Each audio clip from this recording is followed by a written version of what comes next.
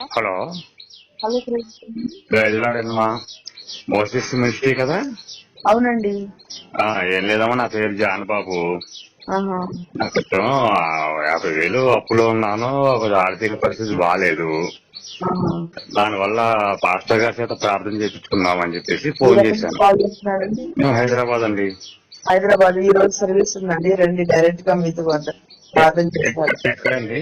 హైదరాబాద్ లో ఎక్కడండి మీరుండేది? మేము పరంతీరు అవతల ఉంటాను నేను.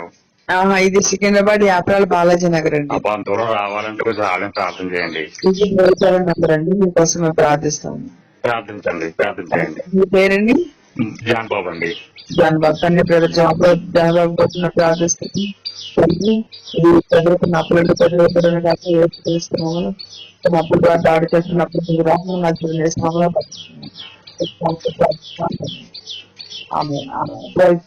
అమ్మా, అప్పుడు చేస్తాయి ఏం చెప్పగలరా కొద్దిగా? ఏంటండి?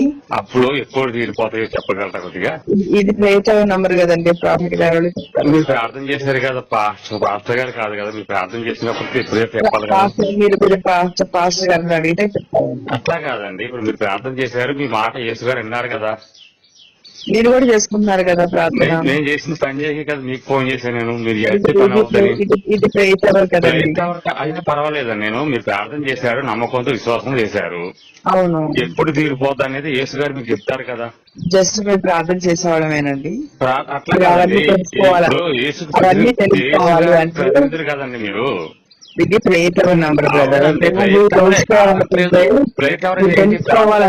మీరు తెలుసుకోవాలంటే వచ్చి పాస్టర్ గారిని కలుస్తా, పాస్టర్ గారిని కలుస్తా గానీ ఇప్పుడు మీరు ప్రార్థన చేశారు కదా. ప్రార్థన చేసిన తర్వాత ఇప్పుడు అంత కన్ఫామ్ గా మీకు అప్పులు తీరిపోతాయని చెప్పేసి మీరు అన్నారు కదా. ప్రార్థన చేస్తాము అన్నారు కదా, ఇప్పుడు తీరిపోతాయి కదా. ఇప్పుడు మీ యూట్యూబ్ లో కూడా అదే నేను చూసింది కూడా, మీరు చూసి ఫోన్ చేశాను. ఇప్పుడు ఎప్పుడు పలానా జాన్ బాబు అప్పు తీరుతుంది అని చెప్పేసి మీకు తెలుస్తుంది కదా. ఎప్పుడు తీరుతుంది? చూడండి బ్రదర్, హలో, ప్రార్థన చేసినప్పుడు ఖచ్చితంగా దేవుడు వింటాడు, మీకు అప్పులు తీర్చేసే అవకాశం. ప్లేజ్లాడమ్మా, చెప్పండి. ఫోన్ పెట్టేయకూడదు, అది పెట్టేస్తే ఎట్లా? సేవలో ఉన్న వాళ్ళ ఇది అలా ఉండకూడదు, ఆవేశపడకూడదు, కోపం ఉండకూడదు. కాదండి, వాదం చెయ్యకూడదు. అర్థం చేసుకోండి, ఎవరి ప్రాబ్లం వాళ్ళకు ఉంటుంది. అవును, ఎవరి ప్రాబ్లం ప్రేయర్ చేస్తాము. దేవుడు ఎప్పుడు తీసేటప్పుడు తీరుతాయి అంటే ప్రార్థన చేస్తున్నాము. ఎప్పుడు తీరితే అప్పుడు తీరినప్పుడు మీరు ఎందుకు ప్రార్థన చేయడం? అప్పుడు మరి మీరు అడిగారు కదా చేసాము. అవును, ఎవరైనా అడుగుతారు. మీరు పెట్టిన ఫోన్ నెంబర్ పెట్టినప్పుడు ప్రార్థన తీరితే సమస్యలు తీరుతాయి అన్నప్పుడు. ఇప్పుడు మీరు ఏం పెట్టారు? మరి ఫేస్బుక్ లో చూసిన వీడియోలో మీ ఆర్థిక సమస్యలు, చేతబడులు ఏ ఉన్నా సరే మేము మా దగ్గరికి రండి, మేము తీరుస్తామని చెప్పేసి కదా మీరు పెట్టారు. అవును. అప్పుడు హాస్పిటల్ పెట్టారు, ట్రీట్మెంట్ కోసం హాస్పిటల్ పెడతారు. మీరు వస్తే ఖచ్చితంగా మీకోసం ప్రార్థిస్తారు. ఓకేనండి. మేము రావడం కుదరదు కాబట్టే కదా. మేము ఉండేది ఎక్కడ ఉన్నా ఒడ్డేపల్లిలో ఉంటాం. ఒడ్డేపల్లి నుంచి ఎక్కడ రావాలి? సికింద్రాబాద్ ఎక్కడ రావాలి? మేము ఒడ్డేపల్లి చెప్పండి.